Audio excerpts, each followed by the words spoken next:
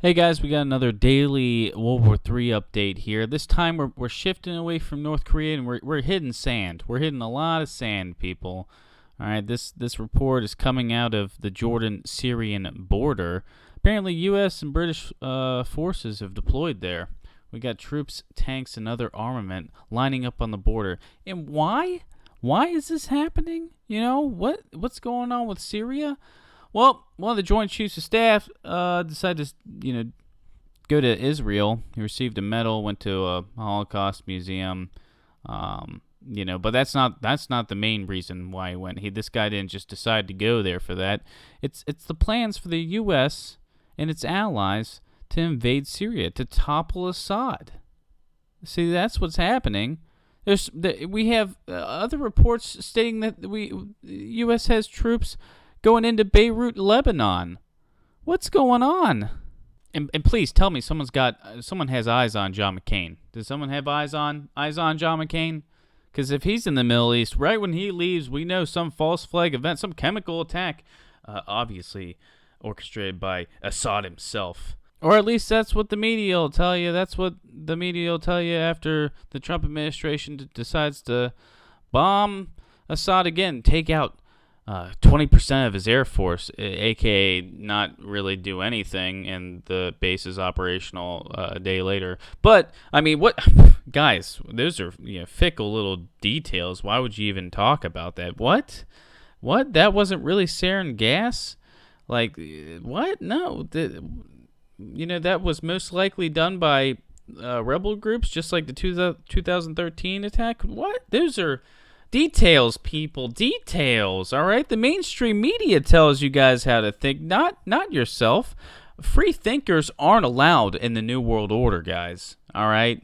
I don't know how many times they got to tell you. Do they have to spell it out? But, guys, what we're seeing in Syria and along its borders is a little scary. We have a lot of U.S. troop deployments, a lot of U.S. allied troop deployments.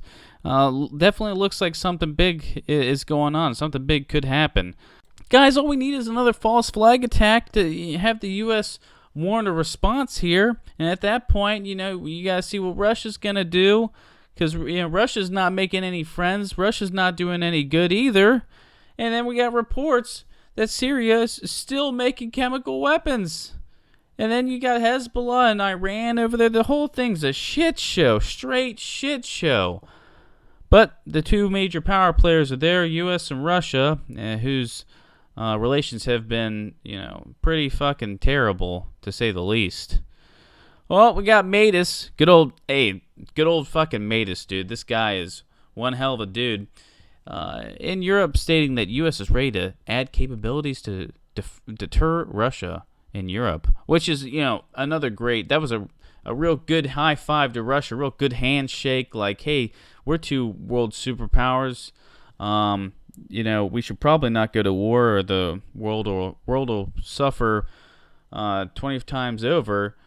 But hey, we're gonna put Patriot missiles and Aegis systems and THAAD systems all around you. And Russia's like, hey, we're gonna do daily incursions into your guys' territory and have you guys escort us out. And they're like, oh, dude, what a plan. This is really great. This is exactly what the globalists want, to push World War III. The general public will never see it coming. They'll just look at the mainstream media and see how fucking Comey got fired and not really give a shit about what really is going on in the world.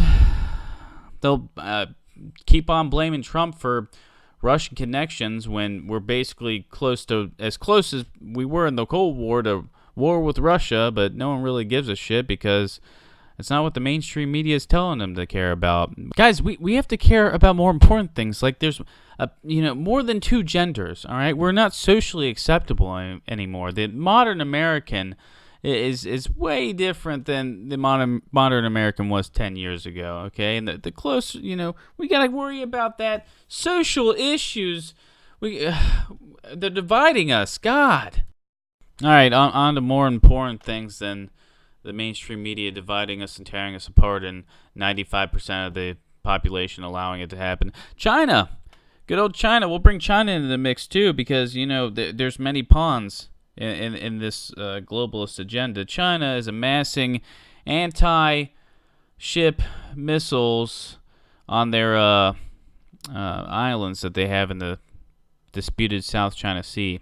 So it's just another great thing that's going on. All these people calling for calm and how we have to avoid war, and at the same time all these countries are stockpiling weapons and doing different troop movements and deployments and threatening each other, but at the same time saying, whoa guys, hey, let's step back a little bit. All right, we don't want war, but hey, no, the guys behind me putting the missiles up, don't worry about it, dude.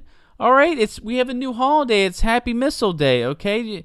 You wouldn't understand. It's not your culture, all right? Don't try to appropriate my culture. U.S. is doing it. They're appropriating my culture. So is Russia. Everyone's appropriating. We had Happy Missile Day first, people. Don't put the missiles away. Call it something else. This is fucked. Tell the mainstream media. Push the agenda, okay? Tell people that they're socially unacceptable and they're pieces of shit because they're trying to piggyback off my holiday, all right? We're the only ones. Calm down. Guys, we don't want war. Trump, settle down with North Korea. Russia, whoa, Syria, what's going on? Man, what a fucking basket case this whole entire situation